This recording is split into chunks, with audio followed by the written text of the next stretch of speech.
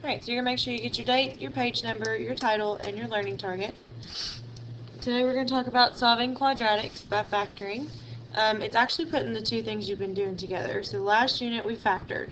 We factored all different types of trinomials, binomials, and talked about how to factor things when they're written different ways. Today we're going to talk about how to combine that with solving quadratics, and you've solved quadratics by graph method and square root method so far. So this is just another method that you can use.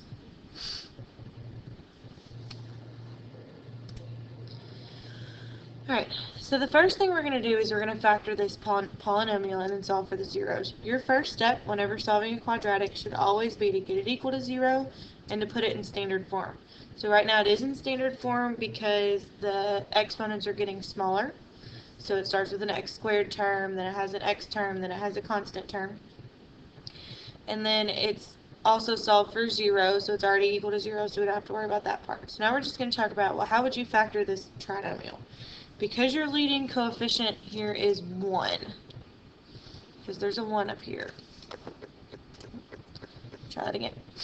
Because there's a 1 right here. Oh my goodness. Because that leading coefficient is 1, then that means we can go ahead and we can use the x method. And what I'm looking for is two numbers that multiply to give me -4 and add to give me -3.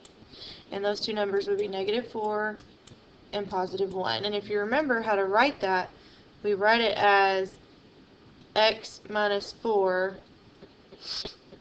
and x plus 1. And then remember that this whole thing was equal to 0. So what we're saying here is this is the factored form of it. It's been factored. Now what we're doing is we're going to solve it for the zeros. So we're trying to figure out what multiplies to give me... Hold on. Alright, I think you got it.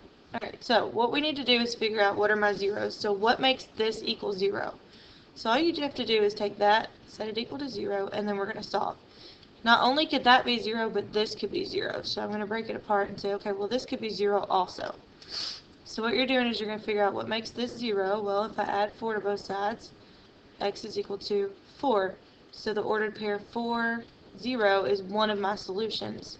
Subtract 1, x is equal to -1. So here's what you did.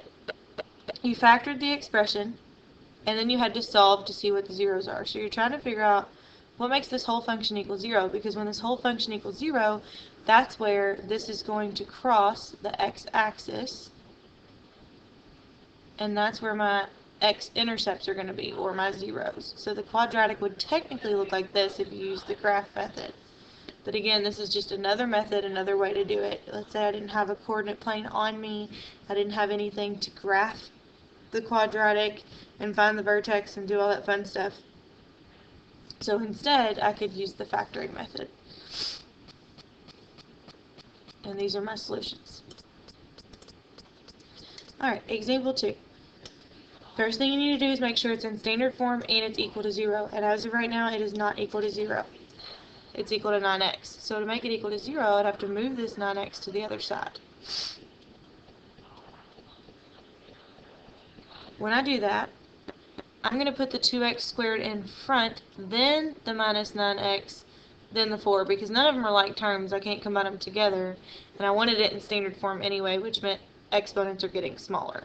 So I went ahead and wrote it in that form to make it easier on myself. So now I'm looking at it, and I'm going to look at, okay, well, how do I factor something like this? Well, it's a trinomial with 1, 2, 3 terms, and my leading coefficient is not 1 this time.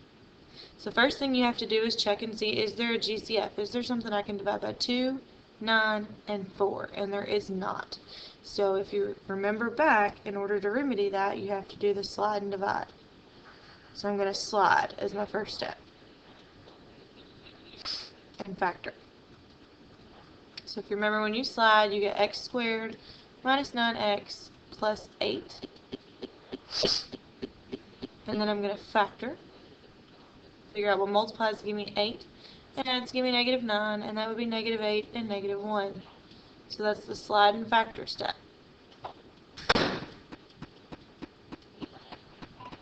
Next step is to divide. And I'm dividing by what I slid by. and reduce if I can. Well, the number I used to slide was 2, so I should be dividing by 2 here. And I'm going to reduce and get x minus 4. 1/2 does not reduce, so I'm going to leave it x minus 1/2 for now. Last step, bottoms up.